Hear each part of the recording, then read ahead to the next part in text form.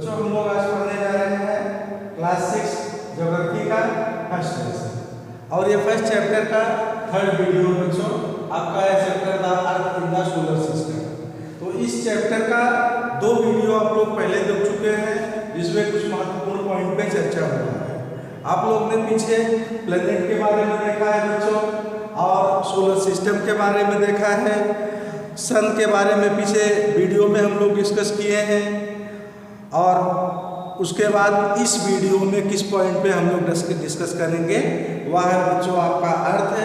क्योंकि बच्चों solar system में आप लोग ने देखा था कि सन और उसका संपूर्ण ऐजा परिवार जिसके साथ 8 प्लैनेट होते हैं और अन्य सैटेलाइट होते हैं, वह अदर कुछ एक्स्ट्रा सेलेस्टिकल बॉडीज होती हैं, वह सब मिलके आपका एक सोलर सिस्टम बनाता है। तो सोलर सिस्टम के से रिलेटेड उसके अंदर जो है जब बॉडी उसके फैमिली मेंबर्स होते हैं जिसको आप कह सकते हैं, उसमें सन के बारे में हम लोग ने डिस्कस किया था और प्लैनेट का डिस्कशन हम लोग शुरू किए थे। प्लैनेट के बारे में देखे थे। अब इस वीडियो में बच्चों हम लोग उसी मेंबर के बारे में चर्चा करेंगे जिसमें आपका अर्थ है, मून है और बाकी इसी अकॉर्डिंग डिस्कस करेंगे। बच्चों हम लोग लास्ट वीडियो में डिस्कस किए थे प्लैनेट के बारे में, अगर आपको ध्यान हो तो प्लैनेट में लास्ट पॉइंट पे हम लोग डिस्कशन करते समय कुछ इस टॉपिक पे चर्चा किए थे कि जितने भी प्लैनेट हैं वो निश्चित एक फिक्स अपने पाथ पर, फिक्स अपने रास्ते पर, उसी पे फिक्स ऑर्बिट पे क्या करते हैं, चक्कर लगाते हैं। प्लैनेट आप लोग ने पढ़ा था, आपको ध्यान होगा, तो चक्कर लगाते हैं। बच्चों हम आपको थोड़ा इस प्लैनेट से संबंधित कुछ इंटरेस्टिंग फैक्ट बताना चाहेंगे, कुछ महत्वपूर्ण इंटरेस्ट आपको लगेगा रे ऐसा भी होता है। चलिए उसको आप समझ लीजिए बच्चों। देखिए जैसा कि आपको पता है मरकरी जो है यह सबसे नियरेस्ट प्लैनेट होता है सन से, लेकिन बच्चों उसके बाद भी यह कैसा होना चाहिए सन के करीब होने के बाद, क्योंकि सन तो हीट है, गर्म है, पता है ना। नियरेस्ट प्लैनेट सन का होने के बाद भी यह बच्चों हॉट नहीं होता, इसका टेम्परेचर बहुत गर्म नहीं होता। It is a interesting fact, महत्वपूर्ण जानकारी आप समझ लीजिए। मरकरी सन के करीब होने के बाद भी बहुत हॉट नहीं होता है। ठीक है बच्चों, चलिए अगला इंटरेस्टिंग फैक्ट आपको हम बताते हैं और महत्वपूर्ण क्या है। Venus is considered as a Earth twins similarly with Earth in the terms in size and shape. और आप देखिए बुक आप देख रहे हैं कि नहीं बच्चों, बुक में आप वीनस को देखिए और अर्थ को देखिए।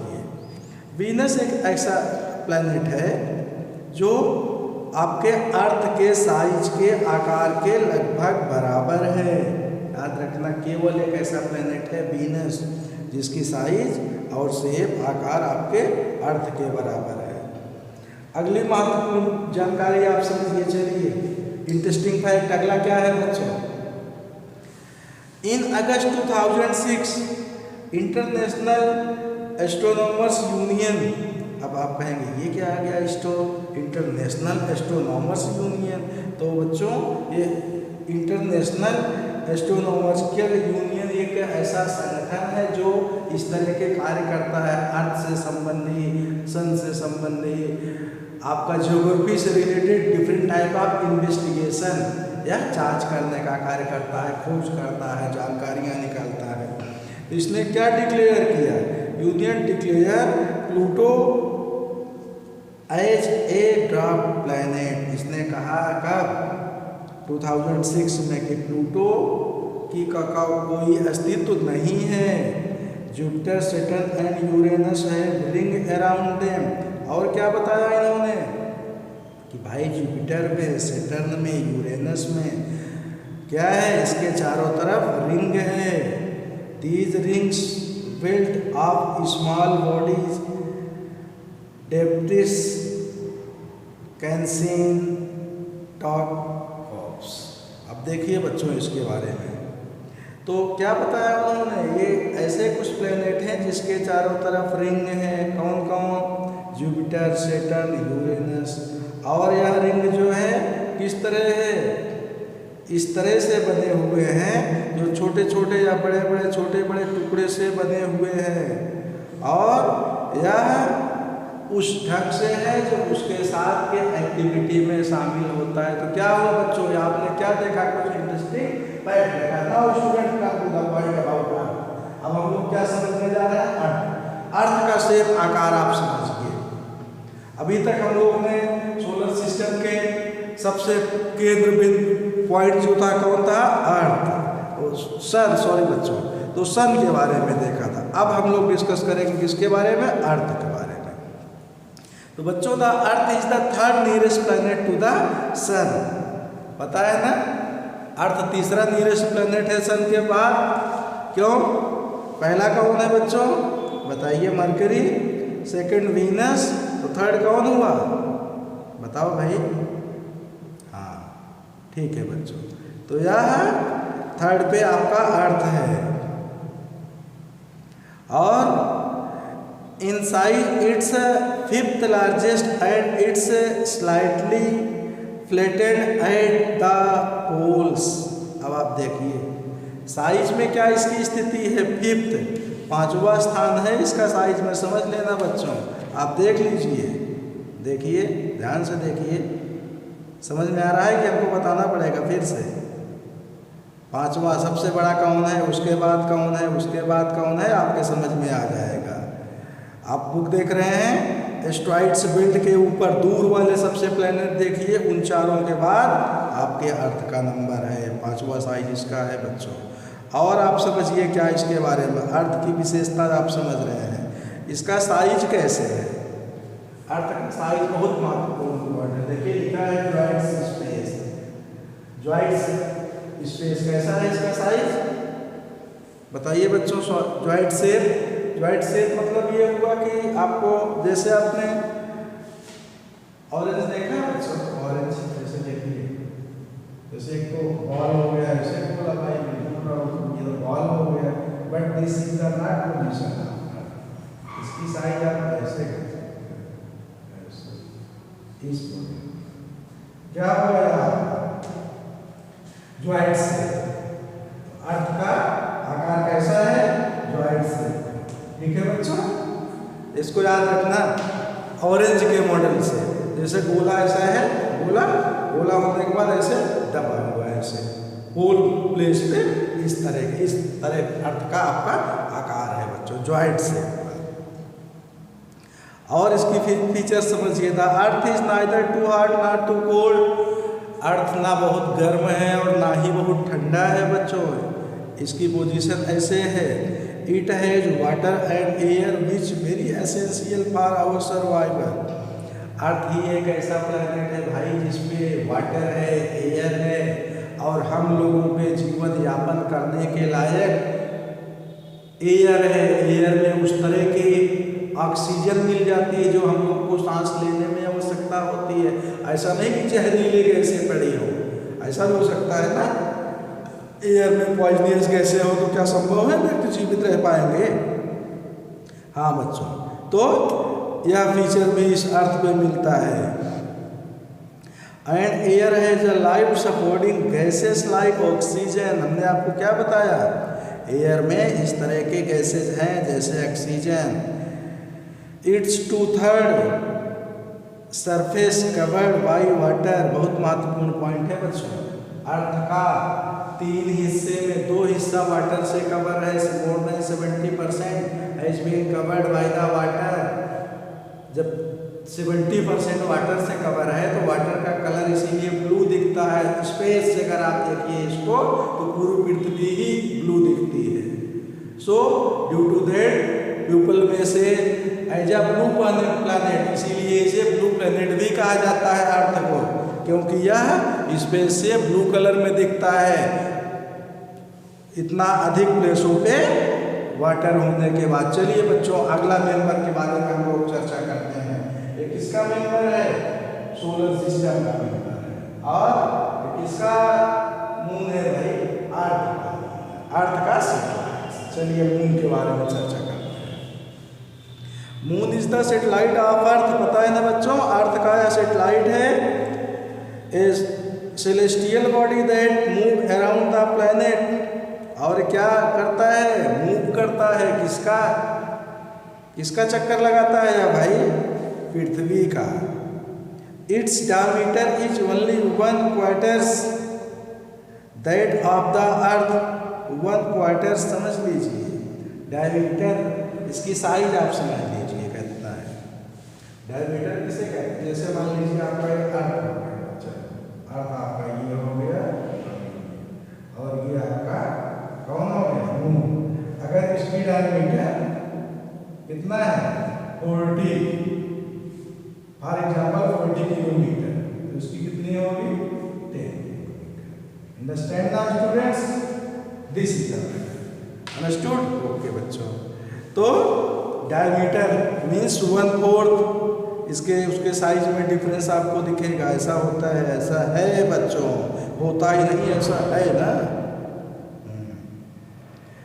Why does it appears big to us? Why does it appears so big to us? अब आप बताइए क्या है, its diameter is only 1/4 that of the earth, इसका डायमीटर ऐसा है, तो इस तरह ये दिखता कैसे है, because it's near to the earth as compared to the other celestial body।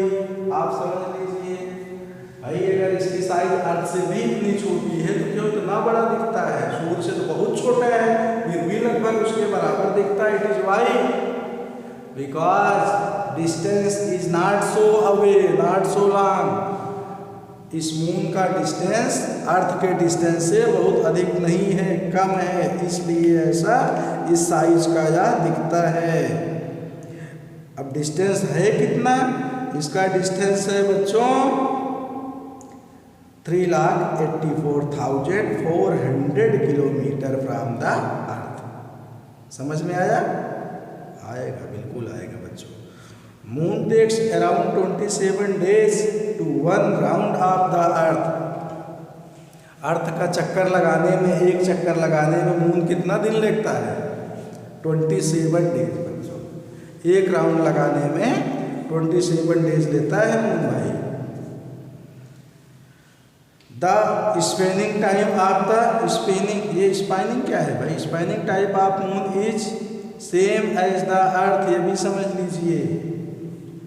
आपकी अर्थ कितना दिन में एक राउंड लगाती है, आप बताइए, उतना ही समय मून भी लगाता है। महत्वपूर्ण पॉइंट बात है, और यही कारण है कि आपको मून लगभग वैसे ही दिखाई देता है, जब आपको दिखता है वैसे ही दिखता है। आपको दिखता है ना पहाड़ है काले काले क्या बीच बीच में, तो क्यों हमेशा आपके फ्रंट पे वही दिखता है, क्योंकि जिस तरह आपकी अर्थ राउंडिंग कर रही है उसी तरह मून भी राउंड कर रहा है। कैसे, अब बताया फिर से समझो, ये आपका मून हो गया, ये अर्थ हो गया, दोनों ऐसे घूम रहे हैं, ऐसे ऐसे ऐसे ऐसे। पूरा तो हम नहीं घुमा पाएंगे, जादूगर नहीं पाएंगे, आप समझ लो, ऐसे पूरा घूमते चले जा रहे हैं। जैसे ये शुरू में देखो, ये फिंगर आपकी सामने है ना, ऐसे घूमी घूमी घूमी, देखो अब इधर आई, फिर ऐसे ऐसे घूम के फिर आएगी, फिर सामने आ जाएगी। हाँ बच्चों, समझ में आया। तो सेम उसी अकॉर्डिंग उतना ही समय लेते हैं, इस तरह ये राउंडिंग करते हैं। So we see same face of the moons, इसीलिए हम लोग सेम पोजीशन इसकी देखते हैं। Why don't we live on the moon, ऐसा क्यों नहीं भाई कि हम लोग उस पर भी रहे, पता है ना। There have no such as atmosphere, वहाँ पे इस तरह का फेवरेबल पोजीशन, फेवरेबल कंडीशन नहीं है, इस तरह के एयर और वाटर नहीं है जो व्यक्ति के लाइफ सर्वाइवल के लिए आवश्यक है। मून पे वो सब ऑक्सीजन आपको नहीं मिलेगा जैसा अर्थ पे मिलता है भाई।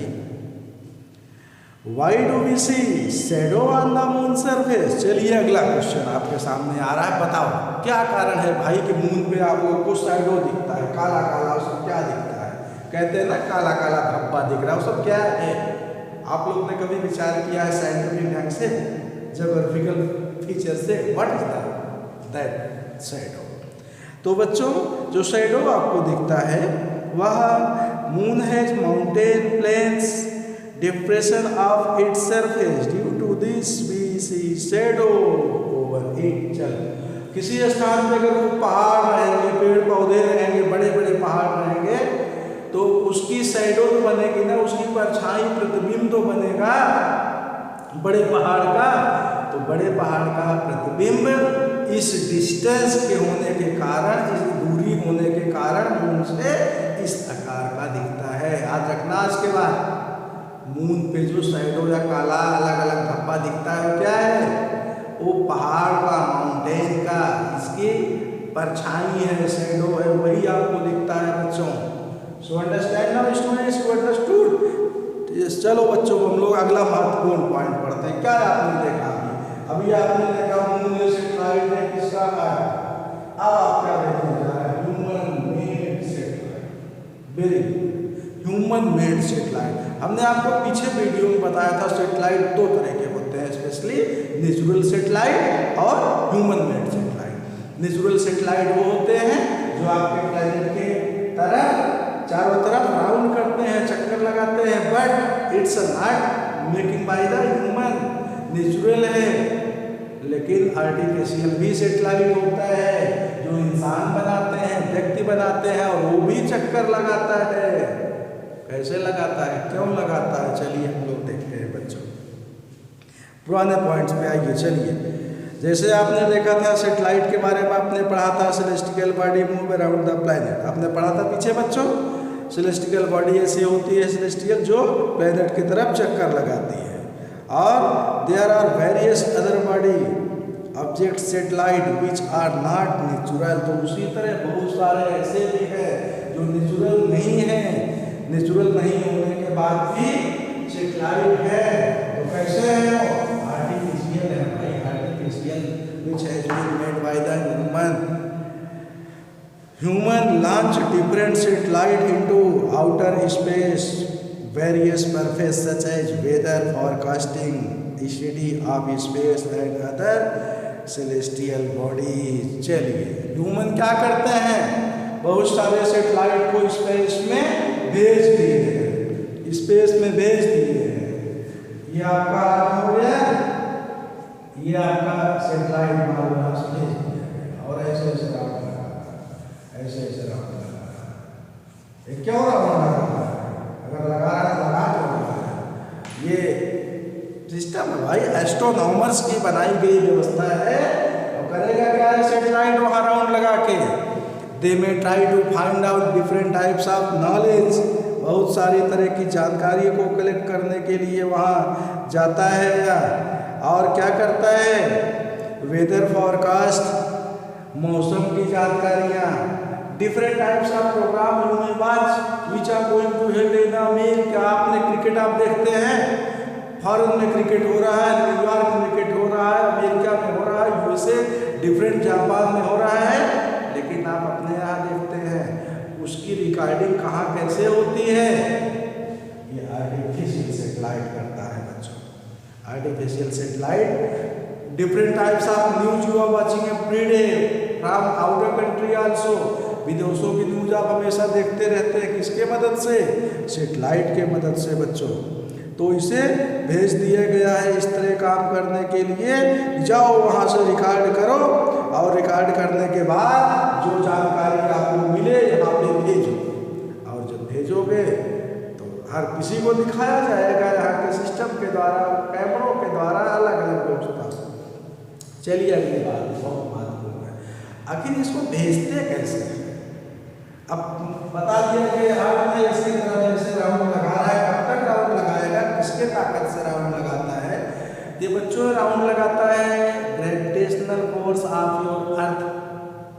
अर्थ के ग्रेविटी, ग्रेविटेशनल पावर के कारण जैसे मून इसका राउंड लगाता है, सारे प्लैनेट सूर्य का राउंड लगाते हैं, क्यों, ग्रेविटेशनल फोर्स के कारण। तो इसकी भी ग्रेविटी एक रिगार्डिंग अर्थ की जहाँ पे होती है वहीं पे ये राउंड कंटिन्यू लगाता है।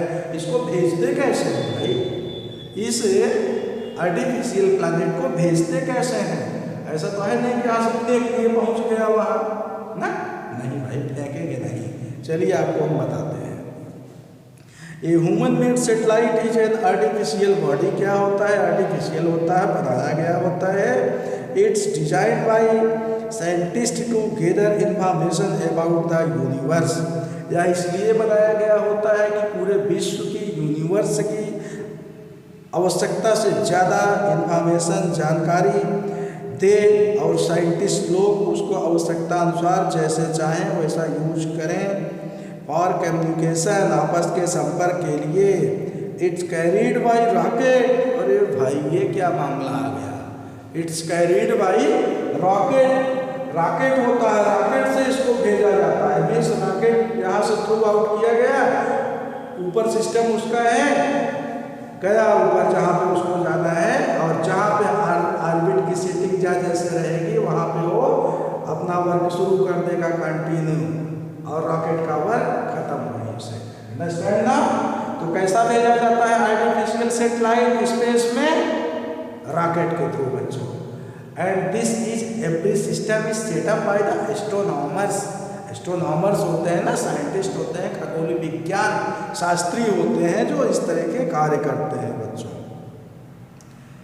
तो रॉकेट्स के द्वारा भेजा जाता है और फिर यह ऑर्बिट में अर्थ के अगल बगल क्या करता है? चक्कर लगाता है, राउंडिंग लगाता है, इंफॉर्मेशन लाता है। जरा कुछ इस तरह आर्टिफिशियल सेटेलाइट के नाम बच्चों आप समझिए। देखिए आप, जैसे इनसेट था, IRS था, और एडोस था, और नोविक था, बड़ा फेमस नोविक। तो ये कैसे सेटेलाइट्स हैं? ये सारे आर्टिफिशियल सेटेलाइट हैं, ह्यूमन मेड सेटेलाइट हैं। तो बच्चों आप लोगों ने क्या कर देखा? समझ लिया how satellite send in space कैसे भेजा जाता है? By the help of rocket. तो बच्चों इस वीडियो में, थर्ड वीडियो में हम लोग अर्थ के बारे में देखे, मून के बारे में देखा, ह्यूमन मेड सेटेलाइट देखे, और सिस्टम ऑफ सेंडिंग सेटेलाइट हम लोग ने डिस्कस किया। तो क्या डिस्कस करना है इस समय? सोलर सिस्टम के फैमिली के एक मेंबर के बारे में चर्चा कर रहे हैं। इसके बाद अब नेक्स्ट वीडियो में बच्चों हम लोग कुछ और पॉइंट पे चर्चा करेंगे। सो तब तक के लिए थैंक यू वेरी मच बच्चों, एंड बाय।